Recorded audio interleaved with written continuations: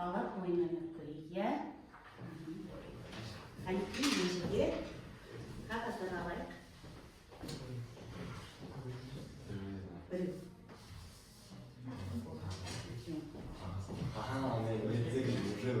Мағынасын ашамыз, иә, алар жалғасын табамыз, және мағынасын ашып береміз, иә?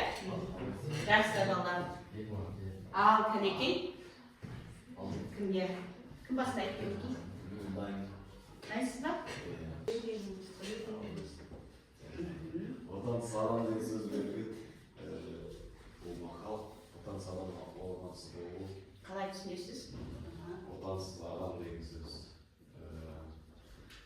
Әр адам өз отанында ерекше орын алып, адам болмаса, халық болмаса, ол отан болып қалады. Сол себепті әр мемлекетте, әр елде халықтың рөлі өте жоғары, алар болу ерекше. Орнатысы болу дегеніміз сол сөзге ұқсас, мысалы, әр орманда болуы тиісті, ән салып, ормандық кейпімен сәнді кетіп тұратын. Жақсы аға, рахмет аға. Айта қойыңыз, иә. Даусын шығарамыз, иә балдар? Туған елде ел болмас, туған елде жер болмас. Бұл мақалдың мағынасы әрбір адамның өзінің туған жерінде жер болмас, және туған елде ел болмас, және де қай жерде жүрсе де адам өзінің туған жерін, елін сағынып, мақтаныш етіп жүреді деген. Жақсы, рахмет. Рахмет. Келесі даусын шығарамыз, иә балдар? Кісі елінде сұлтан болғанша, өз елінде ұлтан бол. Яғни бұл дегеніміз шетелде жүріп, басқа шетелге қызмет еткенше, өз еліңе қызмет еткен әлдеқайда жақсы. Яғни өзге елде сен әлбетте өз еліңдей туған еліңдей болмайды, ал туған жер қашан ыстық болады екен, иә? Жақсы, рахмет. Келесі. Аққу көлін аңсайды, адам елін аңсайды. Кез келген адам өзінің туған жерін ерекше бір сағыныш сезіммен аңсап, соған әрқашан барғысы келіп тұрады. Жақсы, рахмет. Келесі. Ел туған жеріне, ел туған еліне. Әрбір адамзат өзінің туған еліне жақын болады. Сол туған елінде өмір сүргендіктен сол жерге өзі жақын болады. Жақсы, рахмет балаларым. Жарайсыздар. Енді біз сабағымызды бастамас бұрын біз бір мына бейнебаянға назар аударып алайық, иә балалар? Қазір.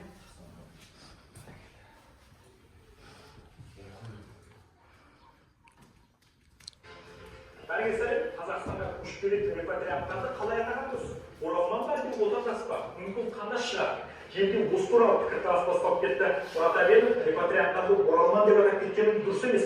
Олар оралғандар емес, Қазақстанға отаным деп келгендер дегенді айтты. Мұхтар Тайжанға да оралман деген сөз ұнамайды екен. Ол қандас деген сөзді қолданысқа енгізу керек деп ұсынды. Ал көбірек болса, алыстан оралған ағайынды оралман деп емес, қандас деп атайтын жақындат деп сенімді отыр. Тайында Мұқажанова қандас деп бір ата-анадан туған бауырларды айтады ғой. Енді жай ғана шетелден оралған қазақтар деп атайтын деген екен. Ал Жолдас Қожабеков қандас та, отандас та репатриант сөзінің мағынасын аша алмайды. Оралман деген сөз дұрыс, оған тосырқай қараудың жөні жоқ деп отыр. Ерболат Бәкеде негізі оралман сөзінің түркі жол еді. Оның мәнін түрген өзіңіз деп жазып жатыр. Түркен Қамзаұлы болса, уақыт өте оралман сөзде, қандас сөзде ұмтылады ғой. Бастысы сырттан көшпеліктерді бүкеспеу керек деп жазып қойды. Жақсы, балалар, ендеше біз осы жаңағы бейнебаяннан тыңдағанымыз бар, иә? Алдыңғы сағатта біз қандай ақынмен таныстық, балалар? Қандай ақын болды бізге?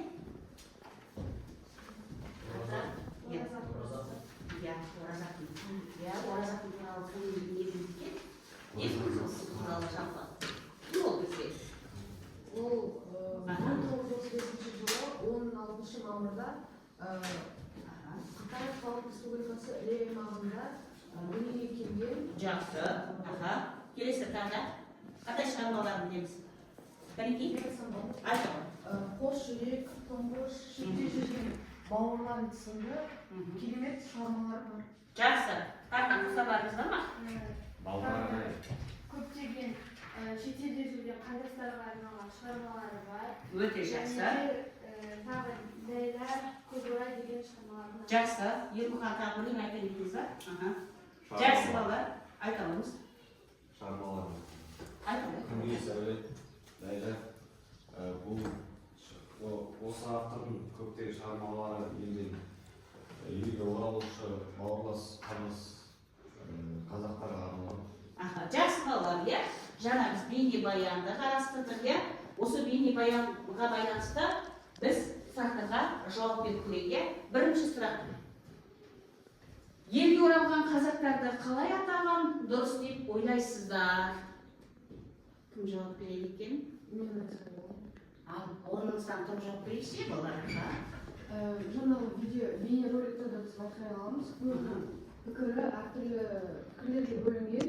Менің өзімнің ойымша шет елден келген қазақтарды қандас деп айтқан дұрыс. Себебі олар жаңағы өзінің еліне оралып, өзінің отанын ұмытпаған адамдар. Ал оралман деген ол кішкене оралғандар емес, кішкене балаттар емес. Жақсы, рахмет. Тағы да кім айтады? Айта қойыңыз. Яғни шетелден Қазақстанға оралғандарды отандастар немесе қандастар және шетелден келген бауырлар деп айтуға болады. Себебі ол белгілі бір себептерге байланысты, қиыншылықтарға байланысты басқа елдерге кетуге мәжбүр болған. Сондықтан олар Қазақстанды бәрібір ұмытпады, отандастар деп атаған жөн. Жақсы, екінші сұрақ бойынша Оразақтың бұл өлеңді жазу себебі неде? Қалай ойлайсыздар? Жайна. Оразақтың бұл өлеңді жазу себебі шетте жүрген өзінің қазақ халқы бауырлары, туыстары, қандастарына арналған шетте жүрген қазақтардың сағыныш мақсатында жерге оралу туралы жазған. Жақсы, рахмет. Тағы қосарларыңыз бар ма, айтқым? Не айтасыз? Оразақтың өлеңі менің ойымша ол басқа елдегі оралман қандастар дейді ғой, соларға сағынып, соларға не істеген ғой, соларға танып, сол үшін осындай өлеңдер жазған. Соларға өзінің махаббатын көрсетеді. Жақсы, рахмет. Үшінші сұрақ бойынша жалпы өлеңнің идеясы орнымыздан тұрайық. Ораз ақын ол өзінің туған жеріне қайтып келген қандас отандастарды айтқан, және ол елдің мұң-мұқтажын соларда мазмұндап жазған болатын. Және бұл өлең осы елге қайтып келген қазақтарымыз туралы жазылған. Жақсы, рахмет. Негізгі идеясы шетелдегі қазақтарды бір жерге басын біріктіру және де қазақтардың туған жерге деген сағынышын жеткізу болған. Өте жақсы, рахмет балалар. Осы өлеңнің идеясы ол отандастарды, яғни шетелде жүрген қандастарымызды Қазақстанға қайтып оралуын қамтамасыз ету. Оған дәлел осы өлең жолдары қожа боп өз жерінде өз еліңе, не жетсін тер төгуге соны ұлық деген өлең жолдары дәлел болады. Жақсы, рахмет балалар, иә. Сонымен бүгінгі біздің сабағымыздың тақырыбы жалпы Оразақтың Асқардың шетте жүрген бауырлар өлеңі екен, иә. Жақсы, сабақтың жалпы мақсаты ұлттық құндылықтардың маңыздылығын контексттермен үндестіру, көркем шығармадағы көтерілген мәселелердің жаңашылдығына баға беру. Сабақтың мақсаты көркем шығармадағы көтерілген мәселелерді анықтап, ұлттық құндылықтардың маңызын контексттермен үндестіре алады, көтерілген мәселелердің жаңашылдығына баға бере алады. Бағалау критерийіне тоқталып өтейік. Жалпы көтерілген мәселені анықтайтын ұлттық құндылықтардың маңыздылығын контексттермен байланыстырады және жаңашылдығына баға береміз. Жақсы. Балалар, енді біз осы өлеңмен де бұрында таныспыз, иә? Яғни біз қазір осы өлеңді мәнерлеп өзіміз оқып көрейік, иә? Алдарыңызда қараққа қағаздар беріп қояйын, иә? Оқып шығамыз және осы өлеңді есіңізге кішкене түсіріп алайық, содан кейін оқып көрейік, иә?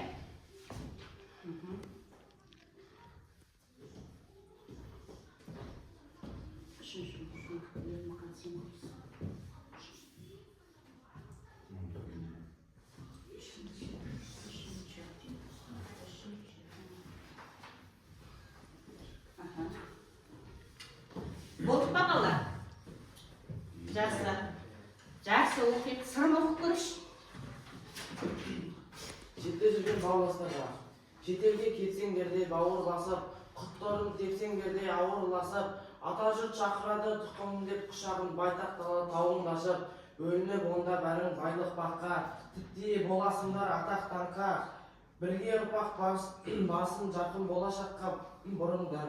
Көшті ата мекен жаққа, қазағың жетті жерге арманына, жағдайдың қарамаңдар бар жоғына, ілінбеу үшін елдік бірлік керек, ешқашан енді ешкімнің қармағына, уақытша көрсеңдерде қиыншылық, мың артық күн кешуден қорқып бұғып, қожа боп өз еліңді өз елің. Жақсы. Екінші шумақты. Нағашыбай, сіз оқисыз ба?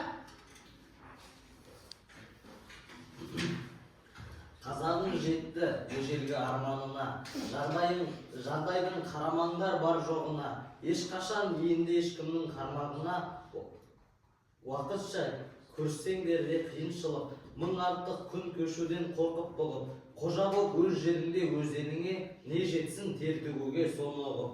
Астында өз аспанның, өз туыңның, өз ауа нәрің жұтып өз суыңның. Қандастар қапы қалма орны бөлек, күнде өз ажыраңымен оянылдың. Мәнге ие сәттерің көп елдететін, озбыр жоқ сабағыңнан кеңдететін. Бәріміз ұйымдасып көркейтейік қазақтың бейбіт дербес мемлекетін. Жақсы, рахмет. 7 сәуір 1992 жыл. Не жетсін тер төгуге соны ұғып, астында өз аспанның, өз суыңның, өз ауа нәрін жұтып, өз суыңның қандастар қалма орны бөлек, күнде өз әнұранымен оянудың. Мәнге ие сәттерің көп елді өтетін, озбыр жоқ сыбағаңнан кеңдететін. Бәріміз ұйымдасып көркейтейік қазақтың бейбіт дербес мемлекетін. Шетелге кетсеңдерде бауыр басып, құтты орын тепсеңдерде ауырласып, ата жұрт шақырады тұқымын деп құшағын байтақ дала тауын ашып. Бөленіп онда бәрі байлық баққа, тіпті болсаңдар да атақ даңққа, бірге ұрпақ барсын жарқын болашаққа, бұрыңдар көшті ата мекен жаққа. Өте жақсы. Рахмет балалар, иә. Мінекей біз осы шетте жүрген балалар өлеңін тыңдап көрдік. Енді сіздерге топтық жұмыс, яғни бірінші топ сіздерге қазақтар шетелге қандай себептермен кеткен, олардың ата мекенінен ажырап шетелге қоныс аударуының себебі болған қандай тарихи оқиғаларды білесіздер. Яғни мынаған түсіре қоюға болады. Кішкене, иә, алдарыңыздан бет жапқа түсіре қоюыңызға болады. Сіздер де оразатын Асқардың Қаражығы, Атажұрт, Қазақстанға оралу оның шығармаларында қалай әсер етті, өз пікірлеріңізге бөлісесіздер. Сіздер де осыған келтіре қоюға болады, иә? Сұрақтарды мен сіздердің алдарыңызға беріп қояйын, артық шығарып қойған екен. Ойланыңыздар, түсіре қойсаңыздар.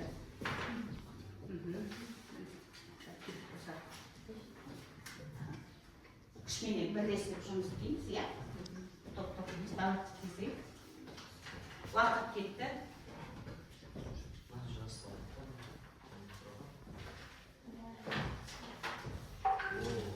Бағалау критерийіне тоқталсақ, оқушылар таңдау сұрақтар арқылы өлеңнің идеясына, автордың өз қарасын анықтайды, өз ойларын және айтып өтеді.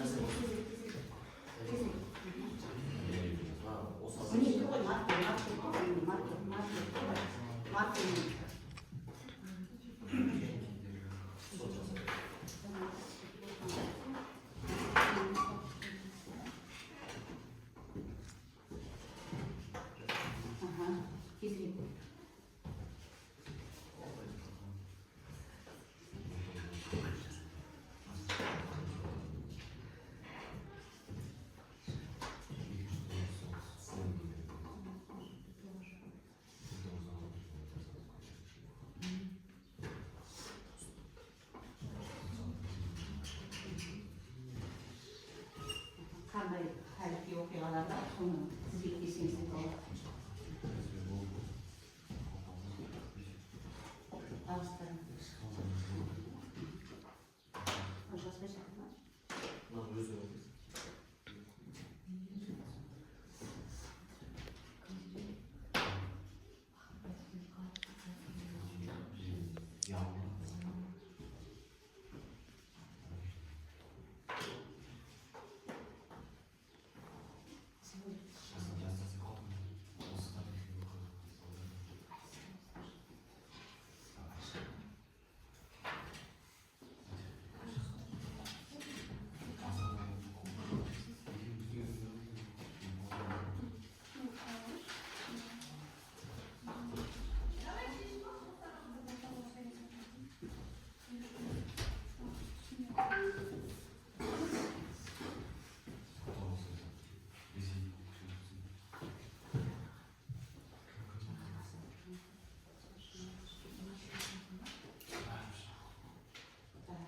Бала тезілге уақыт кетіп жатыр.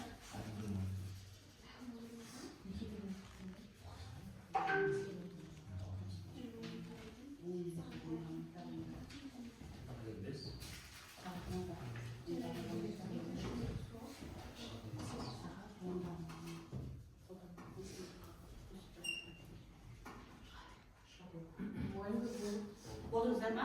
Яха, бірінші топ болған екен. Екінші топ аяқтаймыз, е? Жұмыстарымызды. Ал екінші топ. Аяқ па? Жақсы, болды дейді аха. Керемет, жарайсыздар. Қай топтан бастағанымызды жөн көресіздер? Бірінші топта. Аха, бірінші топ келіп алыңыздар. Аха.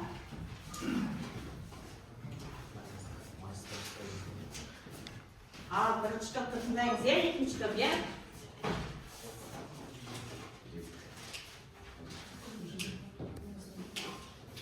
Сіздер қазақтардың осы шетелге кету себептерін айту. Бірінші себеп ол қазақтардың рухын ояту үшін көптеген өлеңдер жазып, көптеген репрессияларды ашқан зиялылар болған үшін. Екінші себеп билікке қарсы шыққан үшін. Үшінші себеп 1930 жылғы ашаршылық және де отарлау саясаты.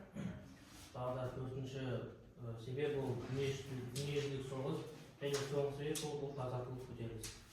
Жақсы, жарайсыздар, е? Қорытындылай келе айта кетсек, жалпы осы отандастарымыздың өзге қоныс аудару себептері репрессиялар, ұлттық репрессиялар және тарихи қуғын-сүргіндер жаугершілік заманда жан сақтау мақсатында осы басқа елге қоныс аударған болатын. Бірақ ол қандастарымыз өзге елде тұрса да өзінің мәдениетін, тілі мен ұлтын ұмытпағанына біз алғыс айтамыз. Және де осы Қазақстан өз тәуелсіздігін алғаннан кейін өз қандастарын отанға жинап, өз отанына жинап, оларға жағдай жасаған болатын. Бұл жерде біз байқайтынымыз ұлттың бірлестігі және де осы бірлестікті сақтап қалу жолында жасалған шаралар. Жақсы, рахмет, е, балалар, өте жақсы болғаныңызды. Кәне, ана жерде не салуға болады? Қарасаңыздар, біраз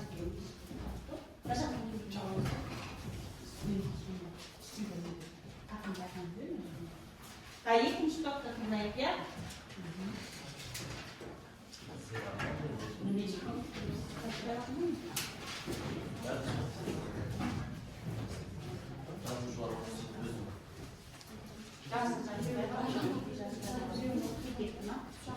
Жарайды, алдарыңызға тұра берсеңіздер. Ал, кәнекей екінші топты тыңдайық, балалар.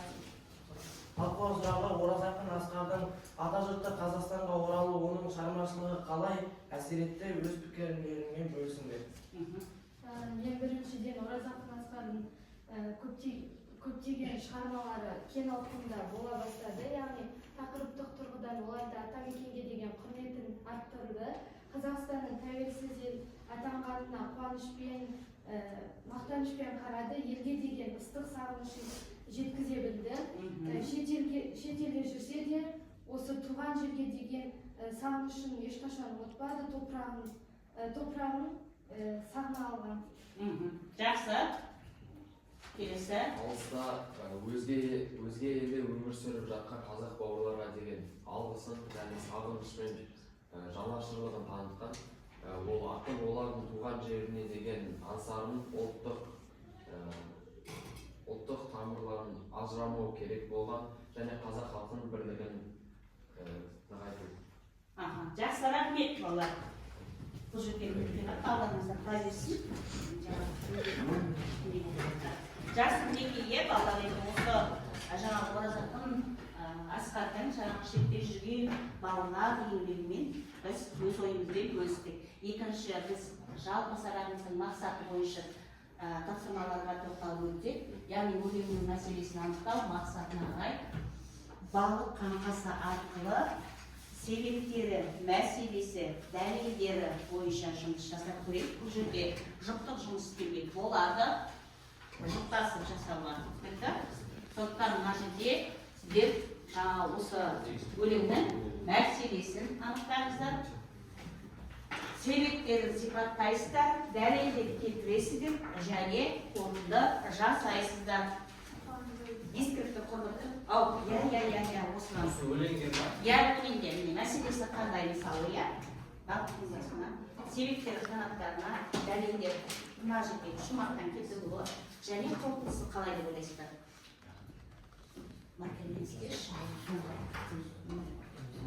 Маркермен жазсаңыздар, қаламмен жазсаңыздар, ептеріңіз көрінетін мектепті болсаңыздар, жұптық жұмыс алдар, жұптық жұмыс айқын қатсаңыздар.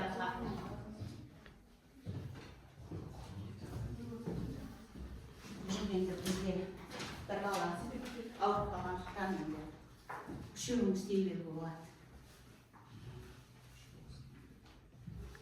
Мәселесін, себептерін, дәлелдер келтіріңіздер.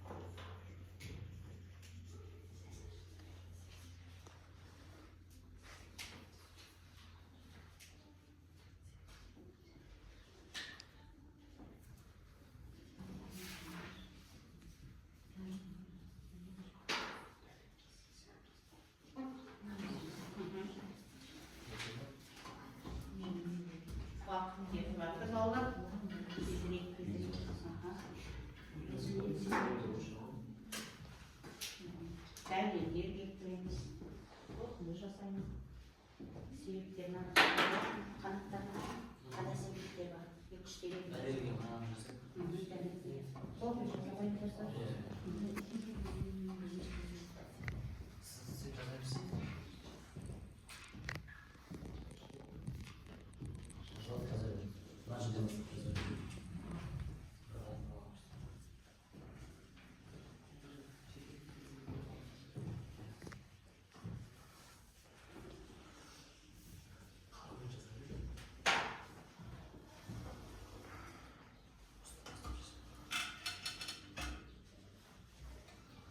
қай жұп болды, ол жұптар қалай беруге болады.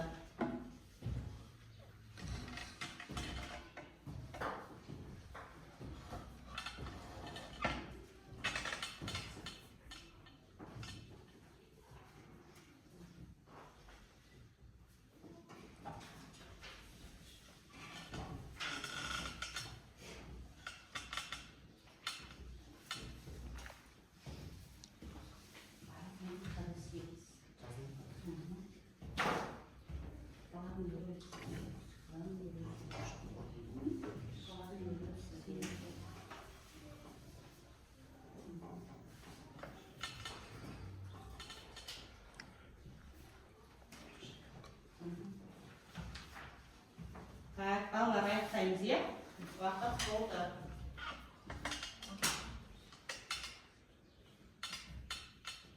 Балалар қайыз болды.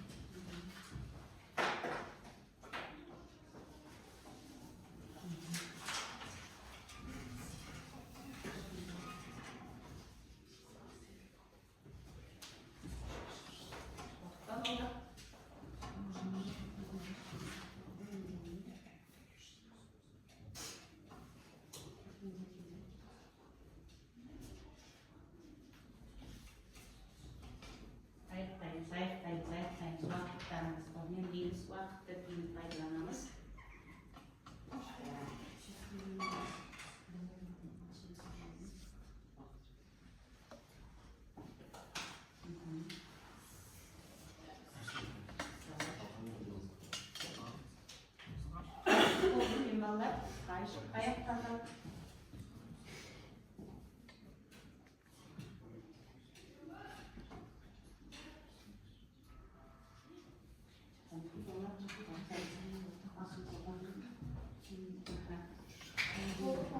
Өте жақсы. Мінекей Ермұхан мен Жайнардың жолы болды. Біздер болдық. Жақсы. 2 жыл болды. Тыңдап көрейік, иә?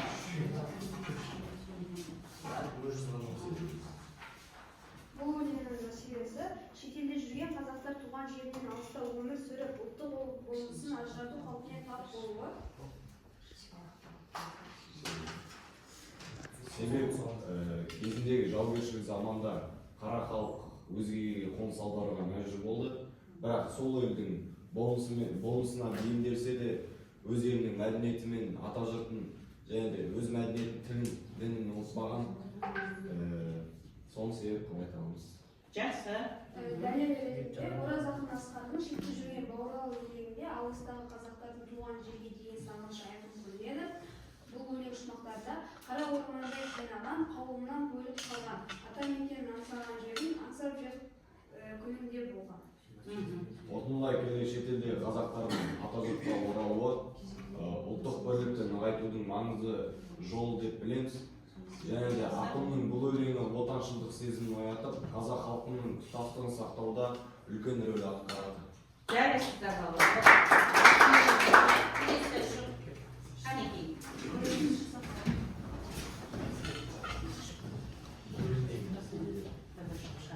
Өлеңдегі мәселе ол тарихи себептермен шетелде өмір сүріп жатқан қазақтардың туған жеріне деген алыста жүрген сағынышын, олардың ұлттық болмысын, тілін, мәдениетін сақтап қалу мәселесі болады.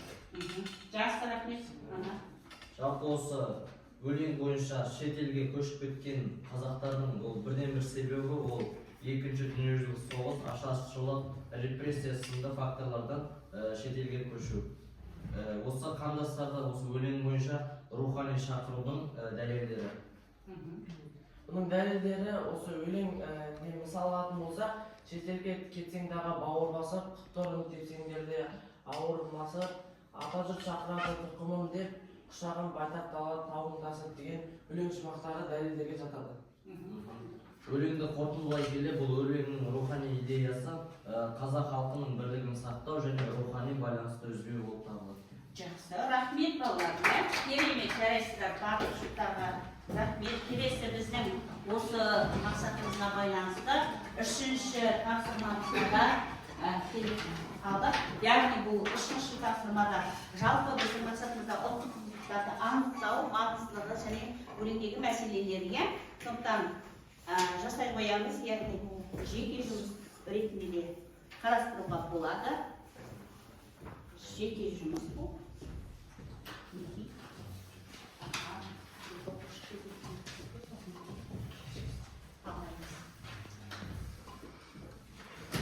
Бұл жерде ескерту берілген, шығармадағы сюжеттің кейіпкері арқылы дәріптелген ұлттық құндылықты анықтайды, мысалдар келтіреді, шығарма мазмұнының идеясына байланысты түсіндіреміз. Бұл жерде әр тапсырманың астындағы ескертілген әңгімеміз, ұлттық құндылықтарды анықтаған кезде шумақтармен оқып кетуге болады сіздерге. 1-2 ұлттық құндылықты алсаңыздар да жетеді сол. Ішінде көп қой, бірақ енді уақытқа байланысты тезірек ұлттық құндылықтарды анықтай қояйық.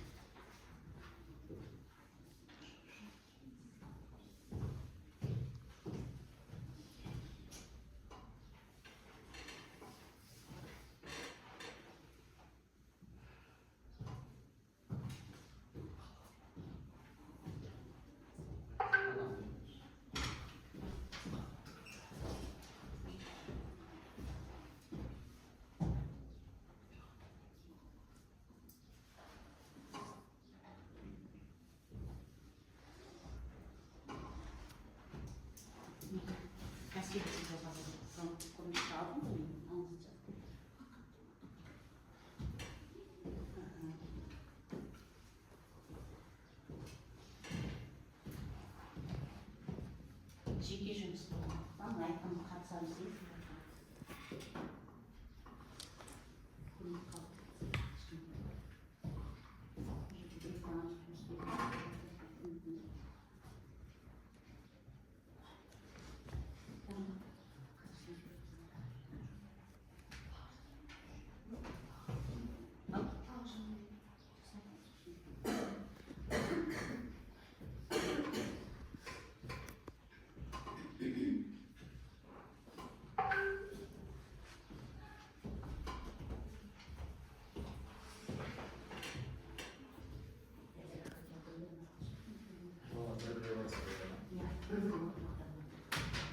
Так, аяқтайық, иә балалар?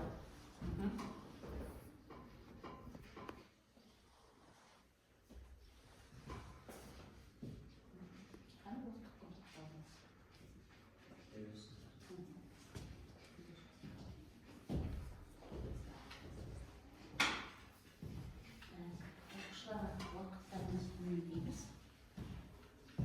Детальдарды жасамаңыз, сондықтан тезірек.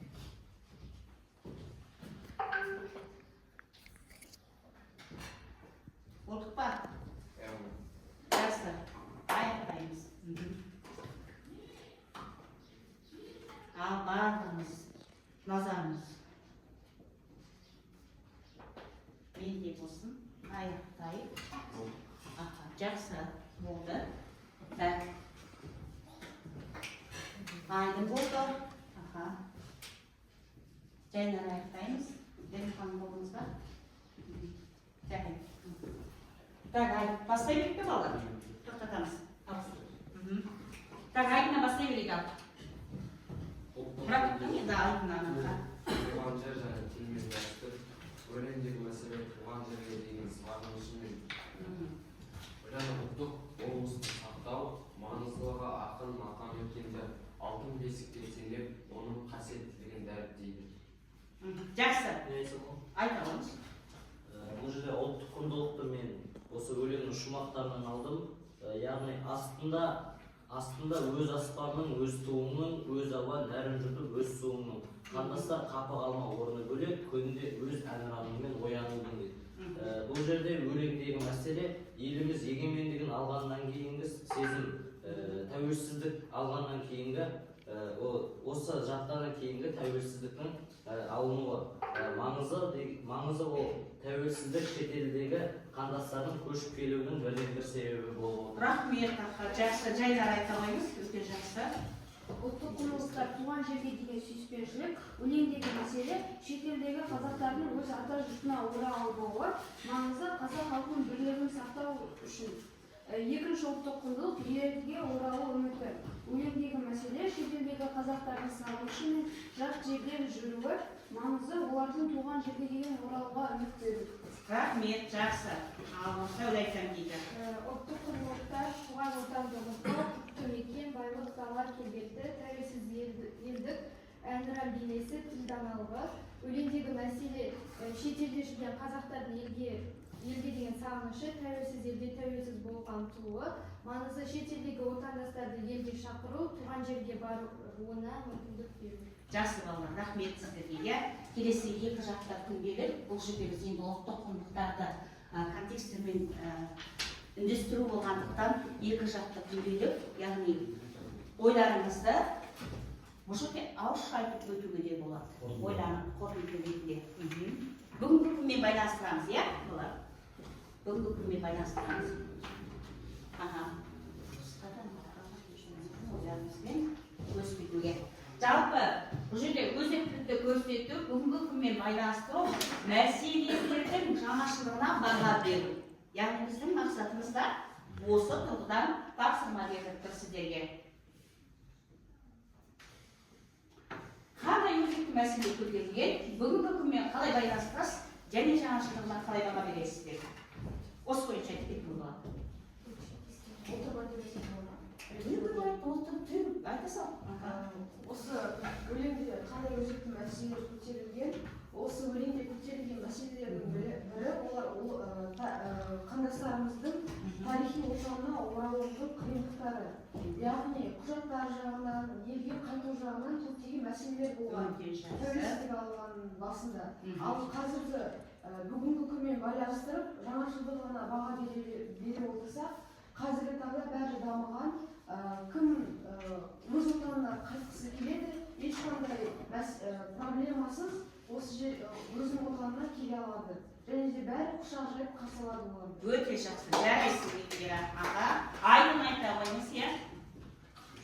Бұл өлеңде тек сағыныш, бұл өлеңде тек сағыныш пен мұң емес, және осы көтерілген мәселе біздің осы шетелде жүрген қандастар туралы айтылған болатын. Бүгінгі күнмен байланыстырса, бұл тікелей байланысты. Қазіргі таңда да неше түрлі себептермен шетелге кетіп жатқан қандастарымыз көп. Дұрыс айтасыз. Себебі олар жұмыс бабымен немесе оқу сабақ сол арқылы иммиграцияға кетуге мәжбүр болады. Жақсы, рахмет. Аха, айқын. Сіздің ойыңыз қандай екен? өлеңде қандай өзекті мәселе көтерілген? Менің ойымша бұл жерде сол кездегі тарихи көптеген оқиғалар, мәселелер осы басқа елге көшіп келген оралмандар бұл жерге бейімделуі, сол оралмандарға көптеген көмексіздік болуы, әділетсіздік болуы деп ойлаймын. Және бұны бүгінгі күнмен байланыстыратын болсақ, бұл қазіргі заманда әркімнің құқығы бар, оралмандарды және де қазіргі заманда да оралмандар аз деп айтуға болмайды. Олар басқа елде көптеген қандастарымыз бар. Және біз оларды не істеу керек, жүрегімізде сақтап, жаңғыртпай ұмытпауымыз керек. Жақсы, рахмет, аха. Так, сұрам айтасыз ба? Өлеңде қандай өзекті мәселе? Өлеңде өзекті мәселе ана тілін ұмытпауға және де дәстүр мен салт сақтап қалуға, бірлік пен ұрпақтың тәрбиесі және туған жерге деген сүйіспеншілік. Бүгінгі күнмен байланыстырып салыстырған кезде, қазіргі кезде де елімізден кетіп жатқан азаматтар өте көп. Оларда әртүрлі себеп, мысалы айтқан кезде жұмыс бабымен және де оқу баптарымен. Жақсы, Ермұхан. Өлеңде қандай өзекті мәселе көтерілген? Менің ойымша өлеңдегі өзекті мәселе қандастарды елге қайтару. Бүгінгі күнді байланыстырып жаңашылдығына баға берсек, бүгінгі күнде байланыстырсақ, қазірде қандастарымызды осы өз отанымызға қайтарып алу кеш емес деп ойлаймын. Себебі отанымызға елім мен жерім деген шынайы азаматтар көбеюі тиіс. Және осы азаматтар көбейетін болса, ұрпағымыз ары қарай жалғасып, елім деп жерім дейтін патриоттық ұрпақ бізді насихатталады. Жақсы, рахмет балалар. Мінекей, біздің осы шетте жүрген қандастарымыз туралы біраз мәліметтерді біз ортаға не істедік? Салдық, яғни ұлттық құндылықтарымызды, сонымен қатар жаңағы бүгінгі күннің жаңашылығына баға бере алдық деп ойлаймыз. Ал енді біз сабағымыздың да аяқталуына жақын қалды. Сондықтан осы сабағымызға кері байланыс жасап жіберсек, мінекей балалар, өздеріңіздің сол ойларыңызбен кері байланыс жасап кетіңіздер.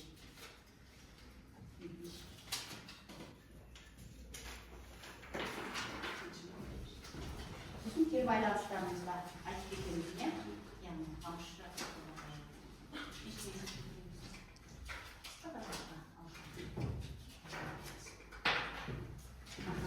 Бұл кері байланысымызда сабақта сен үшін маңызды үш аспекті қиындық туғызған жағдай және сезімімізді білдіретін бір сөзді білдіре қоямыз, сонымен сабағымызды қорытындылайық.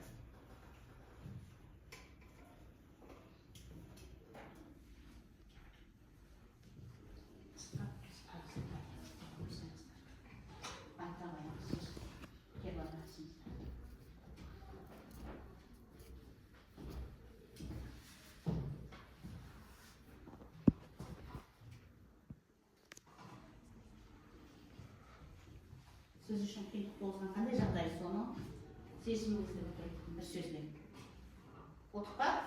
Бере берейік кері байланысымызда.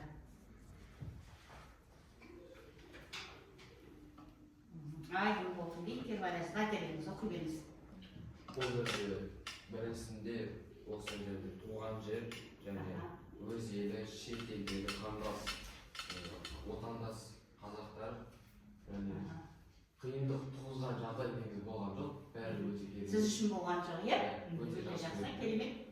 Сезімімді білдіретін бұл жерде осы шетелдегі қазақтарымызды ойлап және қайта ортамызға қосу. Жақсы, рахмет. Рахмет кері байланысыңыз үшін. Ал енді айта қойыңыз. Бүгінгі сабақта мен өз елімде туылғанның қандай маңызы зор екенін түсініп көрдім. Өте жақсы. Және шетелдегі қандастарға сағынышымды білдіремін. Сезімді білдіретін бір сөз айтатын болсақ, жылы ұят деген сөз бұл. Жарайсыз, керемет. Айтын. Бұл жердегі сабақта ең үшін маңызды бұл. Ең бірінші ол Оразат Масқардың өлеңі. Екінші ол біздің осы басқа елдегі қандастардың ормандардың елге оралуы. Және үшінші мен үшін маңызды бұл осы біздің басқа елдегі оралмандарға нұсқау. Жақсы, рахмет балалар, иә? Жақсы. Беретіндеріңіз бар ма? Байнамыстан? Елмер айтып кетіңізші. Білмейтініңіз бар ма? Иә? Сабақта мен үшін ең маңызды үш аспект ол осынау отандастардың өз отанын ұмыта алғанын білдік, және де олардың қандастар, отандастарды бақылау керектігін көрсеткенін білдік. қиындық туғызған ешқандай жағдай болмады, бәрі үшін оңай болды. Себебін білсем, сабақ өте жоғары деңгейде өтті, өте күшті, қызықты сабақ болды. Жақсы, рахмет аха. Жақсы балалар, сіздерге де көп рахмет. Яғни бүгінгі сабаққа өте белсенді қатыстыңыздар. Барлықтарыңыз керемет жарайсыздар. Үй тапсырмасын белгілеп алыңыздаршы балалар. Неге үй тапсырмасы қазақтың жерге ежелгі арманыңа аргументті есе жазу балалар. Түсінікті ма балалар? Ал жұмысын белгілеп алайық. Бүгінгі бағалап өтетін болсам, Елмира өте жақсы, сізге 10 балл, Ермұхан өте жақсы, жарайсыз, сізге де 10 балл, және Жайнар сізге де 10 баллдық жүйе. Айқын өте керемет, жарайсыздар, керемет, сізге де 10 балл. Бізде Нұрсәуле де керемет қатысты, өте жақсы 10 балл, және бізде Нағашыбай және Қызылбек, сіздер де керемет қатыстыңыздар, сіздерге де 10 балл. Назира ендігі арасында болмаса Назира біздің сабаққа кішкене алғыштап отырсыз ба? Кішкене қатыса алмадыңыз, иә? Себебі бар шығар деп ойлаймын. Жақсы балалар, өте жақсы, керемет. Айқын бізде сабаққа қатысты, жарайсыз, 7 балл сізге. Жақсы, рахмет, сау болыңыздар.